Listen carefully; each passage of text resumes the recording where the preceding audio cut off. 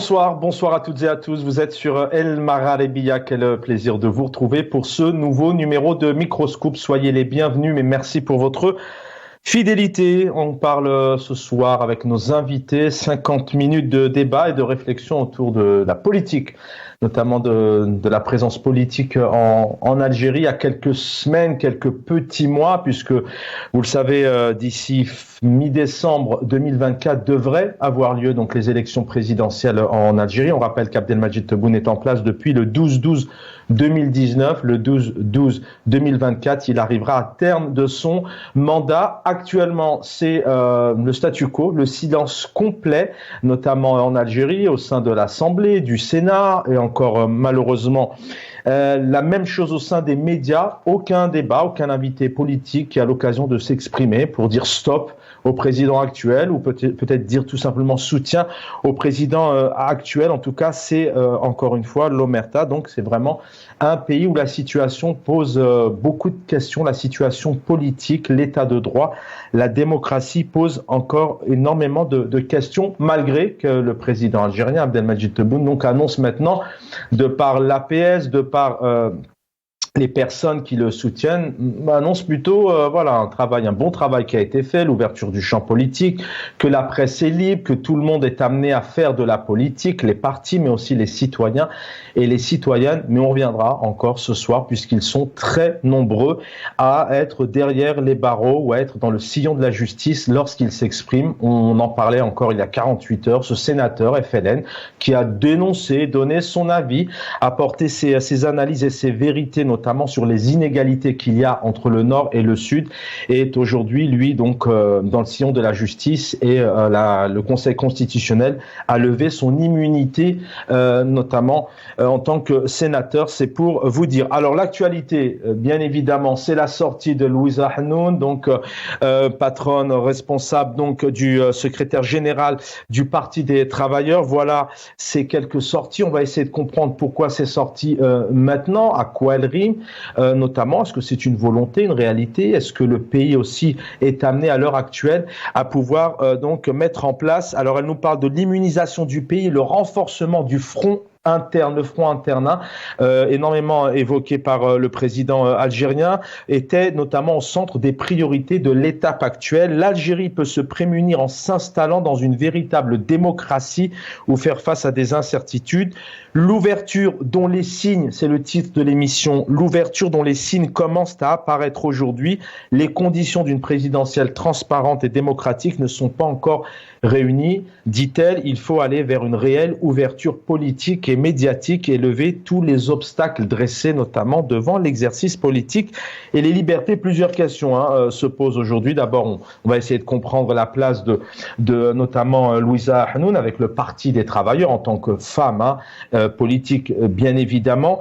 Et puis on essaiera notamment de comprendre un peu comment les autres partis politiques se situent. Est-ce que ces partis politiques dits proches du pouvoir, puisque Louisa Hanoun n'est pas la seule à avoir fait des sorties, Sofiane Djilali ou encore le FFS actuel, Ben Grina notamment, ont fait quelques sorties dans ce sens. Est-ce que le soutien Abdelmadjid Tebboune est en place et la campagne est partie, malgré que Abdelmadjid Tebboune n'ait pas encore officiellement annoncé sa candidature pour un deuxième mandat. Longtemps journaliste, homme de médias, longtemps aussi cadre et responsable politique au MDA, entre 82 et 88. Merci d'être avec nous, Brahim Younsi. Bonsoir, Chaban. Merci de m'inviter de nouveau et je salue vos téléspectateurs. Merci, il était important de vous avoir ce soir. Vous avez une connaissance aussi assez aiguisée, précise de la situation politique en Algérie et surtout le fonctionnement de ces partis proches du pouvoir, dits d'opposition, certains aussi qui essayent de mettre en place des choses et qui sont malheureusement arrêtés ou qui sont intimidés. Donc merci d'être avec nous. Et puis il a l'expérience, il est un peu plus jeune que vous. C'est Azwa Chemrouk, bonsoir, militant politique. Merci d'être avec nous ce soir. Bonsoir Chaban, bonsoir aux téléspectateurs, bonsoir à Brahim Younsi, bonsoir à toute l'équipe technique et merci pour l'invitation. Merci infiniment. Dans quelques instants, on va écouter un extrait de Madame Louisa Hanoun qui s'est exprimée donc il y a à peine 48 heures donc au forum du quotidien El Moudjahid. Mais juste avant, peut-être Brahim Younsi, voilà peut-être un point de vue général. Louisa Hanoun qui nous annonce et qui dit les signes d'ouverture commencent à apparaître d'un point de vue général aujourd'hui. Un nouveau président, il est en place depuis plus de 4 ans maintenant. Est-ce qu'on peut parler en Algérie réellement de signes d'ouverture, d'expression, de démocratie? Est-ce qu'on peut employer ces termes-là d'abord d'un point de vue général et ensuite on rentrera vraiment dans le vif du sujet? Autant je suis d'accord avec Madame Louisa Hanoun sur un certain nombre des propos et de l'analyse qu'elle fait, mais autant je suis en désaccord total avec elle lorsqu'elle parle d'ouverture. Cette ouverture, je ne la vois pas. Ou Madame Hanoun est extra-lucide. Moi, je ne le suis pas. Je ne vois pas cette ouverture. Au contraire, il y a une fermeture du champ politique et une fermeture de tous les champs d'ailleurs. Et la fermeture et le verrouillage de toutes les ressources. Il faut dire que les ressources, aussi bien politiques, économiques, sociales, culturelles, etc., n'ont jamais été déverrouillées. Elles restent verrouillées. Et d'autant plus verrouillées que aucun acteur ne s'avise à sortir du cadre dans lequel le régime, le pouvoir établi à Alger, lui trace. Il y a des frontières à ne pas dépasser et Mme Hanoun est dans ce cas. Dès qu'elle a dépassé certaines frontières, le gourdin est tombé sur sa tête. Et il y a d'autres acteurs politiques également, dès qu'ils dérapent, en flagelle. C'est dire que le système est toujours verrouillé. Il n'y a rien qui apparaît à l'horizon. Je ne crois pas que Mme Hanoun lise dans le marc de café pour savoir qu'il y a une ouverture. Peut-être y a-t-il une ouverture pour elle-même. C'est vrai qu'elle a été, je vais être poli, reçue par le chef de l'État. Elle a été, toutes ces dernières années, l'unique acteur politique ou actrice politique sur le terrain qui a été reçue par le chef de l'État. Et elle en est venue jusqu'à se faire porte-parole du chef de l'État pour expliquer ou rendre compte de ce qu'elle avait échangé avec politique. Question qui se pose ce soir, effectivement, est-ce que ici, notamment cette secrétaire générale, Madame Louisa Hanoun du Parti des Travailleurs, est-ce qu'elle joue le rôle de porte-parole? C'est une question qu'on va se poser dans un instant. Azwa Chemrouk, même question. De quel signe d'ouverture nous parle Louisa Hanoun? Elle connaît le pays. On peut en citer quelques-uns ce soir et on n'aime pas trop faire ça, mais quand on en signe, on pense vraiment, ils sont pratiquement plus de 200 détenus d'opinion. Il y a Brahim El Alami qui vient de communiquer, qui parle de ce qu'il a vécu il y a quelques heures en termes de torture. Il y a Mohamed Tajadid, il y a Ali Belhadj qui ne peut même pas sortir de chez lui. Karim Tabou qui a encore pointé hier matin. Mohsen Bel Abbas, Zoubida Assoul, entre autres, elle le connaît, ce pays. Elle sait très bien aujourd'hui tout de même qu'il est très compliqué de s'exprimer. Abdelzak Mokri, le MSP, qui a commencé peut-être à changer de direction et qui maintenant qui subit une ISTN. De quelle ouverture nous parle Louisa Hanoun? Oui, je pense qu'elle parle de sa propre ouverture, c'est-à-dire que c'est de lui ouvrir les médias. Et d'ailleurs, j'ai vu une image qui est, à mon sens, très très édifiante, c'est-à-dire une image d'un journaliste qui l'a montré sur les réseaux sociaux, Louisa Hanoun, qui animait une conférence avant l'approbation de M. Tebboune, et après l'approbation de Tebboune, il y a une différence énorme, c'est-à-dire le nombre de micros qui étaient perchés, qui étaient en face d'elle, c'était un nombre incalculable après sa visite de Tebboune, donc il a eu son approbation. Mais si vous voulez, moi je pense que Madame Hanoun, elle a été formatée comme l'ont été plusieurs cadres politiques qui agissent sur la scène politique algérienne. C'est-à-dire, elle a été formatée par Monsieur Tebboune, notamment quand elle est sortie avec, c'est-à-dire cette consolidation du front intérieur.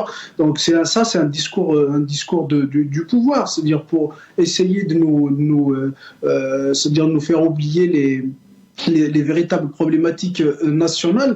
Donc on ramène ce discours c'est-à-dire de menace extérieure et de consolider le front intérieur.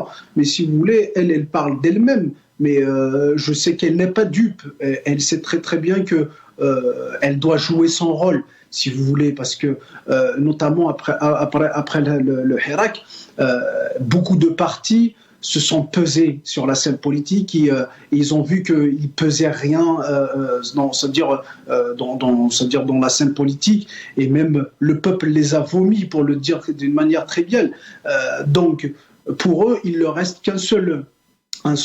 si vous voulez, une seule brèche dans la scène politique, c'est-à-dire de jouer le rôle d'un opposant, c'est-à-dire d'une opposition de façade, et ils doivent bien rendre ce service au pouvoir algérien, et Madame Hanoun le sait très très bien, donc elle pèse rien dans la scène politique algérienne, c'est-à-dire que réellement elle ne pèse rien, donc elle doit jouer son rôle, et Tebboune, j'en suis sûr, c'est que s'il ouvre, enfin le pouvoir incarné par Tebboune, s'il ouvre, c'est-à-dire un espace médiatique et un espace politique pour une opposition, c'est que parce qu'il a garanti en contrepartie son maintien. Et ce qui a été négocié, j'en suis sûr, entre Madame Hanoun et Tebboune, c'est-à-dire la reconduite de Tebboune en 2024, en contrepartie, c'est-à-dire de jouer un rôle, enfin quelques libertés, de jouer un rôle d'opposition.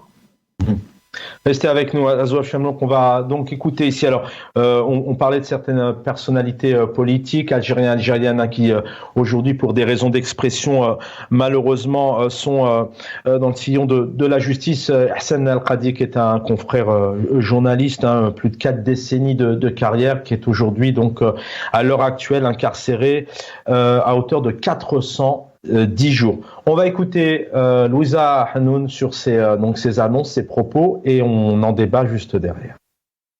وإحنا بالنسبة لنا هذه أولوية الأولويات، أننا نحصنوا بلادنا، على خاطر كاين أولا الوضع العالمي ككل، إسقاطات حرب الإبادة على غزة احنا معنيين بها مباشرة، والكيان الصهيوني قاعد يحفرنا لهنا، قاعد عنده مخططات من أجل زعزعة استقرار كل منطقة الساحل، وإحنا أول شيء يعني مستهدفنا في إطار عملية انتقامية. حاولوا في الداخل ما نجحوش، الآن يحاولوا حوالينا من يعني منذ مدة طويلة، وإحنا نشرحوا أنه هناك طريقة وحيدة لتحصين بلادنا، تحصين الجزائر. كيفاش نحصنوها؟ مش بالشعارات الجوفاء، نحصنوا الجزائر أو ما يسمى بالجبهة الداخلية بالسياسات الكفيلة بإرجاع السكينة في البلاد، معناتها إجراءات سياسية تاع تهدئة، تلطيف الجو المناخ السياسي، معناتها ما يكونش قمع، ما يكونش مساس بالحقوق والحريات، بالعكس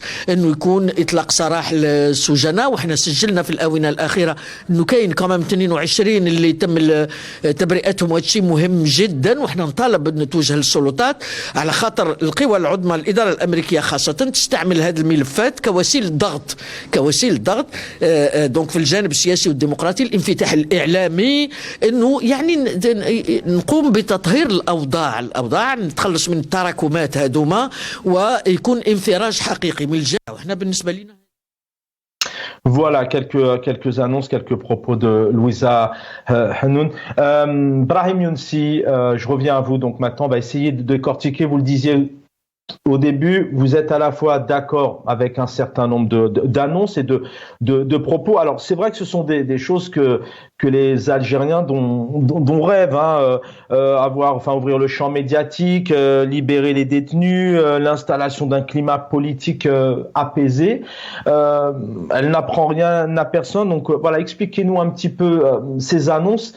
Et pourquoi ces annonces maintenant? Est-ce que derrière, sans spéculer, hein, est-ce que vraiment il y a une réelle volonté et elle a un poids lourd pour faire peser les choses et à ce que le peuple algérien puisse s'y retrouver dans ses valeurs démocratiques?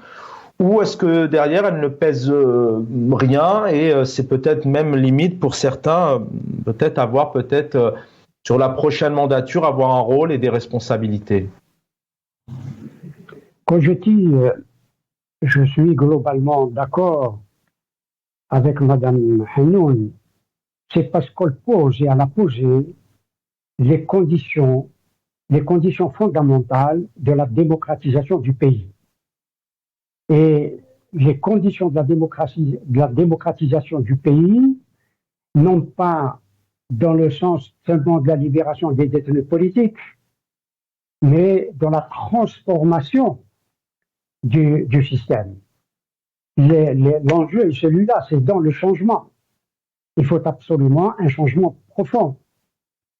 Comme disait Jean Monnet, les hommes n'acceptent le changement que dans la nécessité et ne voient la nécessité que dans la crise. Alors que notre pays est dans la crise, une crise qui devient de plus en plus quasiment insoluble, hélas. Mais on n'entrevoit pas les solutions que le pouvoir propose précisément pour reconstituer ou constituer ou mettre en œuvre un processus d'union nationale et d'unité nationale. Mais cette union nationale ou cette unité nationale, pour reprendre le terme de Mme Louisa Hannoun, ce qu'elle a appelé le front interne, ce front interne ne peut se faire ou ne pourrait se faire tenter que la menace extérieure devient beaucoup plus pressante. Là, le front interne doit reposer sur des conditions démocratiques où chacun joue sa partition. On ne va pas jouer la partition du système qui veut absolument se maintenir et bien sûr, ceux qui sont à sa tête se perpétuer et se pérenniser dans l'État. Il faut absolument, le temps joue contre nous, le temps joue contre ce pouvoir, le temps joue contre l'Algérie. Former un front interne en ouvrant le champ politique, le champ médiatique, assainir toutes les ressources politiques et sociales en particulier.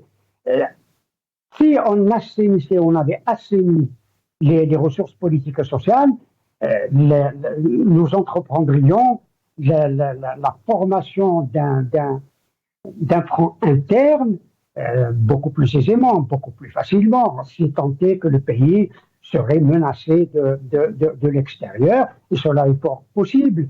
Il est vrai que jamais l'Algérie, à cause de la politique évidemment menée, l'Algérie n'a été aussi enclavée que maintenant.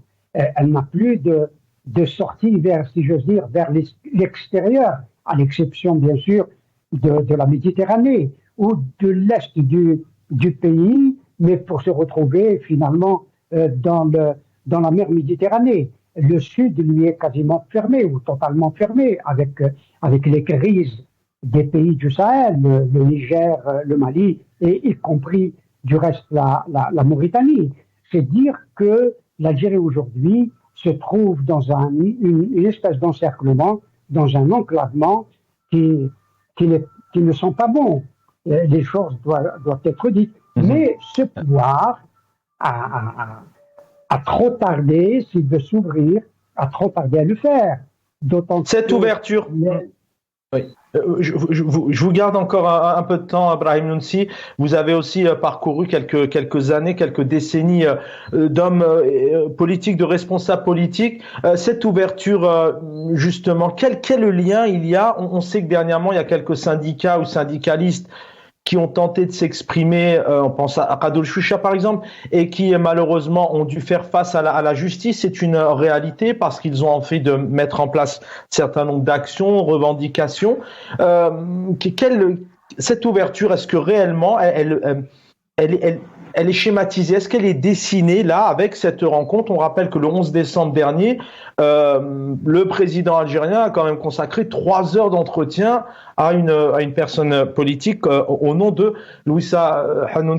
Comment vous analysez cette rencontre, cette présence, ces annonces d'un point de vue général dans le système actuel? Est-ce que ça peut faire bouger les codes et en quoi le président Tebboune est gagnant ou perdant? Je ne vois pas du tout, je l'ai dit tout à l'heure, personnellement, je ne vois aucune ouverture.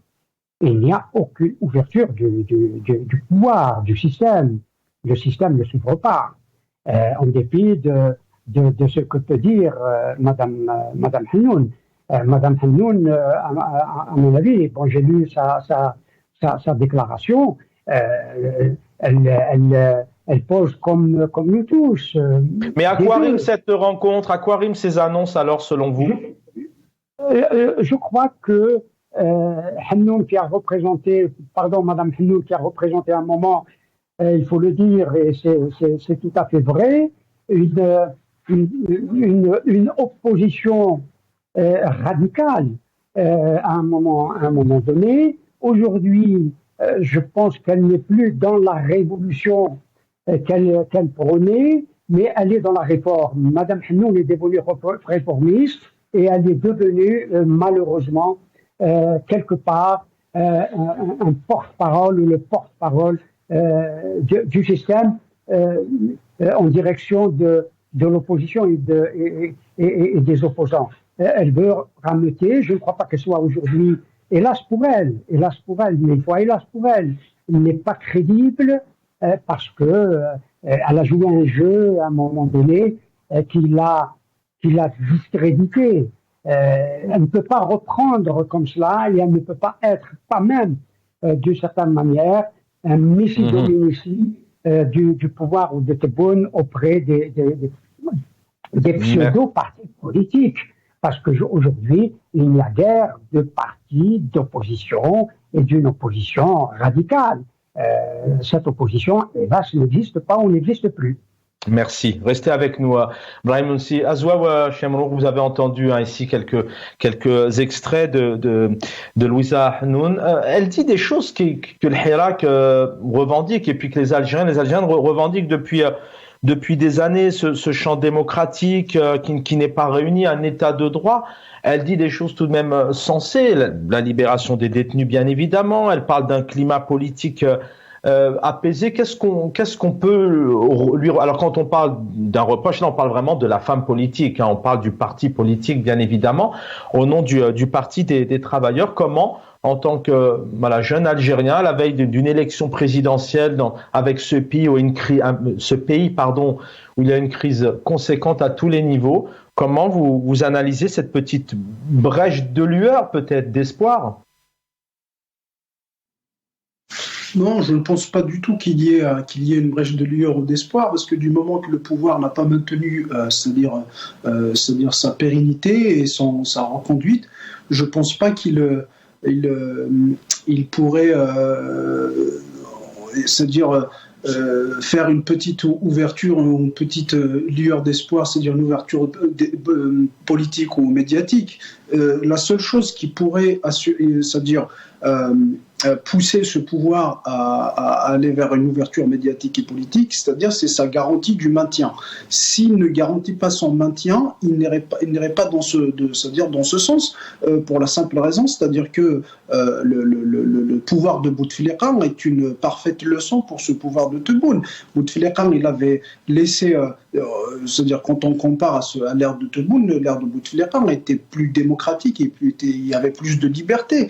Donc, pas question à ce qu'on donne des libertés à ce peuple. C'est-à-dire que plus on donne des libertés, plus le peuple en demande. Donc, et si on a vu en 2019, c'est-à-dire le résultat de 2019. Donc, je ne pense pas qu'il s'inscrit dans cette logique, le pouvoir algérien, d'aller vers c'est-à-dire plus de liberté, à moins qu'il assure, à moins qu'il garantisse, c'est-à-dire son maintien. Et c'est-à-dire la seule chose qui peut garantir, c'est-à-dire le maintien du pouvoir, c'est l'entente entre les clans qui règne aujourd'hui. C'est-à-dire qu'une fois qu'ils ont décidé sur c'est-à-dire le candidat en 2024, là, il y aura c'est-à-dire une forme de stabilité, si vous voulez, au sein du sérail, et puis peut-être une forme d'ouverture médiatique et politique. Mais pour l'instant, il n'est pas du tout garanti. Mais pour revenir à Mme Hanoun, il a raison, Brahim aussi, quand il disait que c'est une porte-parole. Je pense qu'il a été vraiment formaté après sa visite du chef de l'État, parce que j'ai essayé de suivre à peu près ses discours après la visite, et ça... Gardez la parole. Gardez vraiment ce que vous étiez en train d'annoncer, mais juste une parenthèse, quand vous dites porte-parole, c'est parce que, par exemple, depuis des années, quelques mois, on ne l'a pas entendu. Alors là, on parle du Parti des Travailleurs, on pourrait parler de plusieurs partis politiques, bien sûr, mais on n'entend pas ces partis dits d'opposition ou même à l'intérieur de l'Assemblée critiquer voilà, les réalisations. Le président Tebboune parle d'énormément de réalisations, d'un pays qui a été bouleversé, de décollage économique. On vient de passer donc en revue son bilan avec d'ailleurs vous aussi, tous les deux, on a eu le plaisir de vous avoir. Et c'est vrai qu'on n'a pas entendu les partis politiques comme entre autres Louisa Hanoun ou d'autres vraiment monter au credo en disant mais tout va mal, ça marche pas comme ça c'est pas bien, le BRICS, monsieur le président, vous êtes trompé. C'est pour ça que vous dites porte-parole, c'est qu'on Louisa Hanoun se mouille pas assez dans les deux sens. Absolument, c'est quand on dit porte-parole, c'est-à-dire que vous allez analyser les éléments de langage tenus par Mme Hanoun, vous allez trouver que c'est les mêmes éléments de langage tenus par M. Tebboune ou les gens c'est-à-dire les gens du pouvoir. C'est-à-dire on parle de la consolidation du front interne, des menaces externes, des menaces même des traîtres internes. Donc vous voyez tous ces éléments de langage, et même plus grave que ça, c'est qu'elle va dans le dédouanement de M. Tebboune, du président de la République. C'est-à-dire que moi j'ai entendu certains discours ou certaines émissions qu'il avait faites, notamment avec une chaîne concurrente, et franchement, elle va dans le porte-parole du gouvernement. C'est-à-dire, là, c'est la faute à la transmission d'informations, c'est la faute à la spéculation, mais pas le président. C'est-à-dire que le président, il a toujours été dédouané par Mme Hanoun. Et ça, si vous voulez, ça rentre dans le discours d'un porte-parole ou d'un ministre qui appartient à un gouvernement, si vous voulez. C'est-à-dire de défendre son gouvernement, peu importe les résultats, c'est-à-dire réalisé. Donc, si vous voulez, Mme Hanoun, je disais tout à l'heure, elle a été formatée, mais elle doit jouer un rôle. Je le disais, je me répète, elle doit jouer un rôle parce que elle ne pèse à rien sur la scène politique. Et d'ailleurs, si vous voulez, la seule chose où elle a montré, c'est-à-dire il nous a montré son passionnariat, si vous voulez, c'est par rapport à la cause palestinienne. Il ne s'agit pas de mettre en compétition la cause palestinienne et la cause algérienne, loin de là. Mais si vous voulez, j'ai remarqué une certaine relativisation quand elle parle des détenus, quand elle parle de la scène politique algérienne, quand elle parle de toute la situation en Algérie. Mais j'ai vu tout à fait une autre Mme Hanoun quand elle parle de la cause palestinienne. Je le répète, il ne s'agit pas de mettre en concurrence les deux causes. Toutes les causes se valent. Et bien évidemment, ce qui se passe en Palestine est inacceptable. Mais si vous voulez, on ne peut pas relativiser ce qui se passe en Algérie quand on parle des droits de l'homme, parce que c'est gravissime ce qui se passe, et on a une dérive totalitaire et dictatoriale du jamais vu sur la scène politique algérienne. Aujourd'hui, on vient pour nous dire qu'il y a une lueur, il y a des signes d'ouverture. Mais quels signes d'ouverture ? De quoi il parle, Mme Hanoun ? C'est-à-dire de l'emprisonnement des journalistes, des militants, des centaines de journalistes, de militants qui sont en détention, des milliers de poursuivis judiciaires. J'aimerais bien qu'il nous explique où résident ces signes d'ouverture politique en Algérie. Mm-hmm. Brahim Younsi, si on prend un peu plus on élargit un petit peu la question et la situation des partis politiques en Algérie. Je sais que c'est une question aussi sur laquelle vous avez quand même pas mal de points de vue. On a vu dernièrement un chef de l'État devant les deux chambres se faire applaudir, être idolâtré par la quasi-totalité de l'Assemblée. D'un côté, on n'entend quasiment aucun parti notamment d'Assemblée apporter des critiques, des analyses, des éléments, etc. Et d'un autre côté, on a quand même un certain nombre de partis qui ont envie de faire bouger les codes, qui ont envie de faire bouger les choses, mais qui ont beaucoup de mal. Quel tableau on peut dresser aujourd'hui en Algérie à la veille de cette présidentielle, où d'un côté, on a un président qui invite les Algériens à faire de la politique, mais d'un côté, il est très difficile de se réunir et de mettre les choses en place. Nous sommes depuis un certain nombre d'années, à l'exception des années de la Révolution de février, dans la fiction politique. Nous parlions de Madame Hannoun, mais elle a fait de la fiction politique.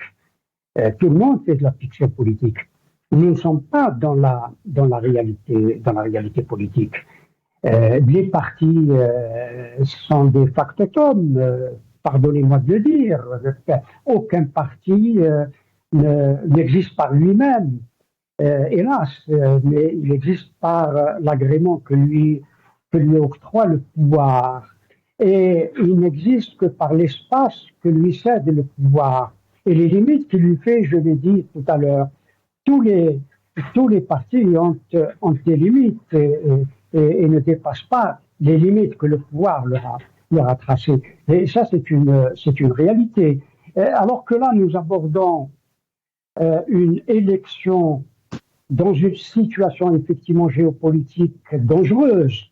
Il y a péril, il y a des dangers dans notre région, pas spécialement sur l'Algérie, mais sur l'ensemble de la région qui est la nôtre. Et l'enjeu d'une élection présidentielle, surtout quand elle n'est pas démocratique, c'est un enjeu gravissime, un enjeu qui peut mettre l'Algérie dans une situation de péril face à l'extérieur et à l'intérieur. Parce que le pouvoir en place, le pouvoir établi à Alger, n'a strictement rien réalisé. Le bilan est plutôt négatif. Comment le peuple algérien va aller aux urnes, voter pour une équipe ou par un chef d'État qui n'a strictement rien fait, un chef d'État qui, en plus, est malade et se déplace très peu et avec difficulté, alors que la présidence de la République et le président de la République en particulier a des prérogatives de monarque absolu que lui donne évidemment l'article 91 de la Constitution. C'est dire que l'élection présidentielle est l'élection centrale, l'élection majeure dans les institutions algériennes. Et puis,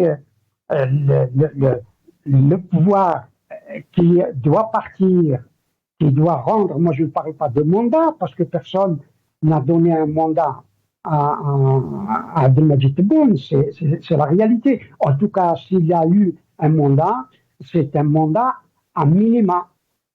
Et il a eu dans les suffrages 20%, moins de 20% de participation. Alors si nous faisons le calcul, les Algériens n'ont pas porté Abdelmadjid Tebboune à la magistrature suprême pour qu'il décide ce qu'il a décidé et ce qu'il aura plus tard à décider. Si on veut préserver le front intérieur, rappelons-le comme cela, reprenons les termes de Mme Louisa Hannoun, a consolidé le front interne, il faut absolument changer d'axe, c'est-à-dire que changer la souveraineté d'un pouvoir et la confiscation de la souveraineté du peuple et la rendre au peuple. Si on procède dès maintenant comme ça, il est peut-être possible de sauver quelque chose qui est sauvable et d'aller vers une élection présidentielle qui soit la plus ouverte possible. Mais hélas, les partis politiques, pour les raisons que nous connaissons tous, les partis politiques n'ont pas pu jouer le rôle, si tant est qu'ils existent. Pour moi, ils n'existent pas véritablement. Mais donner la possibilité à l'ossature qui existe, aux ossatures qui existent, ces ersatz de partis, de pouvoir se muscler, de pouvoir consolider leur colonne vertébrale. C'est un enjeu primordial, les partis politiques. C'est un enjeu primordial parce qu'ils n'ont pas de colonne vertébrale véritablement. Il faut qu'ils consolident leur colonne vertébrale pour pouvoir affronter le terrain, affronter la population et surtout affronter évidemment le pouvoir qui est en place. Merci. Restez avec nous dans la continuité, peut-être, toute transition toute faite, Azoua Chemlouk, pour consolider sa colonne vertébrale, pour reprendre les termes de Brahim Younsi. Il faut peut-être qu'à un moment donné, effectivement, en Algérie, pour faire de la politique, il faut qu'il y ait un agrément donc des institutions, du pouvoir. Donc, on peut aussi comprendre qu'à un moment donné, le choix, il peut être vite fait dans un sens ou dans un autre. Mais pourquoi est-ce que, selon vous, le pouvoir, le système en place actuel, Azoua Chemlouk, on n'ouvre pas justement le champ médiatique à l'expression, le champ politique, aux associations? On l'évoque tous les soirs, mais il y a plusieurs associations qui ont été fermées aussi durant ces 4 années de mandat pour un président qui se dit nouvelle Algérie. Pourquoi il ne le fait pas, selon vous, alors qu'il aurait tout à gagner d'être plus démocratique? C'est qu'il est fragilisé, il n'a pas envie de faire face à ses responsabilités, d'assumer ses échecs aussi, d'entendre la critique? Tout ce que vous venez de dire, Chavan, c'est que c'est dans une utopie démocratique, si vous voulez, ou dans un système démocratique. Or que en Algérie, c'est pas un système démocratique. On a vu, c'est-à-dire le péché originel, ne serait-ce celui de 2019, c'est-à-dire d'aller contre la volonté d'un peuple. Il ne faut pas s'attendre à grand-chose d'un pouvoir qui va à l'encontre de la volonté de son peuple. Donc, du moment que ce crime politique a été commis, il ne faut pas s'attendre à ce qu'il ouvre le champ médiatique ou politique. Pour la simple raison, c'est qu'il veut se maintenir. Il est arrivé avec de la violence, il faut qu'il reste. Mais pour rester, il faut de la violence. Parce que la seule légitimité qui est là, c'est celle de la violence. C'est aussi simple que ça. Parce que, il faut le rappeler, Bouteflika a essayé d'ouvrir un peu le champ médiatique et politique, notamment après les événements de 2011, c'est-à-dire ce qu'on appelait à l'époque le printemps arabe. Il a essayé d'ouvrir le champ médiatique, notamment à des chaînes privées, et on a vu le résultat en 2019. Quand on ouvre le champ médiatique et politique, c'est-à-dire vous avez plus de conscientisation de la population, vous avez plus c'est-à-dire de détermination chez les militants et chez les classes politiques. Donc ça ouvre, c'est-à-dire un certain espoir. Donc ça laisse la population psychologiquement, c'est-à-dire se préparer pour affronter ce pouvoir. Et là, aujourd'hui, le pouvoir de Tebboune, pas question à ce qu'il refasse les mêmes erreurs de l'ère de Bouteflika. Je l'explique parce que Bouteflika, s'il le faisait avant, parce qu'il se croyait inébranlable, le pouvoir. À sa tête, Saïd Bouteflika. Il ne croyait pas que le peuple allait soulever un jour. Donc c'est pour ça qu'il avait permis, c'est-à-dire certaines ouvertures, il avait ouvert certaines soupapes pour que le peuple s'exprime. Et malheureusement, pour le pouvoir, c'est retourné contre lui. Et Tebboune, pas question le pouvoir de Tebboune. Le président Tebboune, malgré qu'il ait annoncé dernièrement qu'il a réuni des millions d'Algériens, il a peur de son peuple. Il a peur de voir le peuple. Qu'il a fait quoi? J'ai pas entendu. L'annonce dernière, c'est qu'il ait rassemblé des millions d'Algériens. Fin de citation. Le pouvoir actuel, Abdelmadjid Tebboune, a peur du peuple, de son peuple, de ses citoyens, de les voir revenir, notamment aux 4 coins du pays, face à ce pouvoir. Oui, absolument. Il a peur de son propre peuple. D'ailleurs, l'illustrante exemple, c'est les sorties au sein à l'intérieur du pays. La seule sortie qu'il a faite, c'est-à-dire, c'est à Al-Jelfa.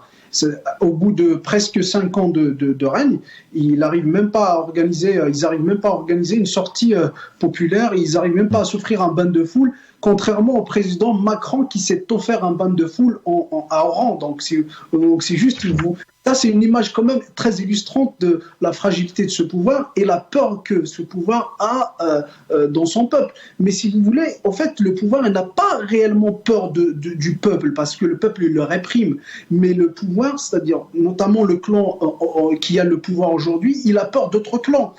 Il ne veut pas reprendre les mêmes erreurs de celles de Bouteflika, c'est-à-dire que de montrer une certaine fragilité en donnant plus de liberté, en donnant plus c'est-à-dire de démocratie au peuple, il va montrer, à ce moment-là, il montrerait une certaine fragilité que donc ça va permettre au peuple de se soulever ou de se manifester, et ça va permettre à d'autres clans c'est-à-dire de profiter de l'occasion et c'est-à-dire d'éliminer le clan de Tebboune, ce qui s'est passé avec Gaye Salah et Bouteflika. Donc le pouvoir, il ne faut pas c'est-à-dire qu'il reprenne les mêmes erreurs du président Bouteflika déchu. Merci, restez avec nous, je reviens à vous dans quelques instants. On va écouter ici Mohamed Lagab, ministre de la Communication, qui s'exprime, les réalisations du président, et il annonce clairement que le président pleure vraiment en voyant la situation des Algériens. Beaucoup ont réagi en disant « Mais monsieur le président, pleurer c'est bien beau, mais qu'est-ce que vous faites? Quelle action vous avez menée depuis 4 ans pour que les mois à venir ne soient pas aussi difficiles que les précédents ?» الرئيس غيبذل مجهودات جباره، مجهودات خارقه للعاده، خلاص كاع. من مسؤوليتكم من مهامنا احنا كاعلاميين نوصلوها للمواطنين وندافعوا عليها ونحارب هذيك الدعايه المضاده، الدعايه المغرضه، الاشاعات، لازم نحاربها. الرئيس يبكي كما في مجالس الوزراء على المواطنين وعلى الطبقه الوسطى، يبكي عليهم، دايرهم هم، دايرهم قضيه الطبقه الوسطى. من بعد حنا ساكتين ويجي واحد يخسر عليك 2 كلمات هكذا يقول لك ما كان والو. ما كان والو؟ الرواتب برك راكم شفتوا زادت ب 47%، السكنات ما توقفتش، ومليون سكن مسجل جديد. التوظيف عمرها صرات في التاريخ، واش راه صاير في الجزائر في الوقت مع كورونا والمشاكل؟ التوظيف في العالم كامل حبس الا في الجزائر. 8000 واحد استاذ جامعي توظفوا في نهار واحد، ما صارت حتى في دوله في العالم. Brahim Younsi, une réaction sur ce que vous venez d'entendre. Si j'osais, c'est risible. Il y a une certaine pusillanimité chez ce personnage, chez ce ministre. Il veut nous vendre du vent. Je suis désolé de le dire. C'est quand même se moquer des Algériens que de parler comme ils parlent. D'abord, ils ont une conception de la démocratie qui est quand même assez singulière, comme si tout émanait du chef de l'État. Or, tout n'émane pas du chef de l'État. Il ne doit pas émaner d'une seule personne ou d'une seule fonction. C'est quand même extrêmement grave, à mon avis, ce que vient de dire ce ministre de la Communication en plus, qui enfonce le régime pour lequel il travaille. Alors que la véritable organisation dans notre pays, je crois que les Algériens me comprennent et me comprendront quand je dis cela. Je crois que l'organisation politique qui se fait, l'organisation sociale qui se fait, elle est extra-constitutionnelle. Elle est en dehors du pouvoir. On ne mesure pas toute l'organisation qu'il y a en dehors de la Constitution, c'est-à-dire en dehors de l'agrément dont vous avez parlé il y a un instant. Les partis politiques agréés jouent le jeu, je l'ai dit tout à l'heure, dans la scène que leur a dressée et que leur a limité le pouvoir. Or, on a des organisations citoyennes qui jouent sur un autre terrain que celui du pouvoir. Et dans l'extra-constitutionnalité la plus totale, parce que le pouvoir ne les reconnaît pas comme organisation, et certaines ont été d'ailleurs dissoutes parce qu'elles jouaient, bien qu'agréées, reconnues par le pouvoir, elles jouaient un jeu en dehors de la Constitution et du jeu politique attribué aux uns et aux autres. Dès qu'on sort du jeu politique que nous fixe le pouvoir, et il sort la Kalachnikov, voir la grosse Bertha. Et beaucoup sont victimes du fait qu'il ne veut pas jouer sur le même terrain que le pouvoir. Merci Brahim Younsi. Le mot de la fin, Azwa Chemrouk, peut-être un mot d'espoir. On n'y est pas encore d'ici décembre 2024. Le mouvement va tout de même commémorer. Alors fêter, c'est pas spécialement une fête, mais en tout cas se retrouver prochainement pour ces 5 années. Il y a des mouvements qui sont organisés. Mais voilà, dernière minute avec vous. C'est le peuple qui aura le dernier mot, quoi qu'il arrive. Alors, certainement, c'est que cette situation ne va pas durer. À un certain moment, il y aura certainement des explosions que j'espère pacifiques. C'est-à-dire, j'utilise un oxymore, mais je l'espère vivement pacifique pour le peuple algérien. Savoir une chose, c'est que tôt ou tard, c'est que le peuple va se soulever. Ça, c'est une certitude. Mais la problématique ou le problème, il faut le poser d'une autre manière, c'est-à-dire comment ce peuple va se soulever. Est-ce qu'il va dans le sens de la politisation, c'est-à-dire donner plus du politique, plus d'organisation? Seule l'organisation peut nous sortir de cette situation. Si on ne s'organise pas, si on ne va pas, parce que l'organisation, c'est-à-dire ça permet à l'individu d'avoir une certaine conscientisation politique, d'avoir le sens du compromis politique. En tant qu'individu citoyen lambda, on peut pas, c'est-à-dire on n'est pas censé y aller chercher des compromis mais en tant qu'organisation, on est censé aller chercher des compromis. Et je pense que la seule chose qui fait peur à ce pouvoir aujourd'hui, c'est l'organisation. Pour lui, il doit être la seule force organisée. Donc, il empêche toute forme d'organisation. Si on va vers l'organisation, certainement, le peuple vaincra. Mais si on reste comme ça, sans rien faire, sans apporter du politique, ce serait certainement une peine perdue. Merci, on y reviendra en tout cas. Merci Brahim Younsi, merci d'avoir été avec nous. Cadre du MDA 82-88, homme de médias, longtemps grand journaliste en Algérie, Azwa Chemrouk, merci d'avoir été avec nous. Militant politique, dans quelques instants, l'Umq avec Jamel Taleb. Demain soir, j'aurai le plaisir de retrouver Nassar Djoudi pour Microscope. J'aurai le plaisir, normalement, je l'espère, de vous retrouver vendredi soir. Prenez soin de vous et bonne soirée à tous.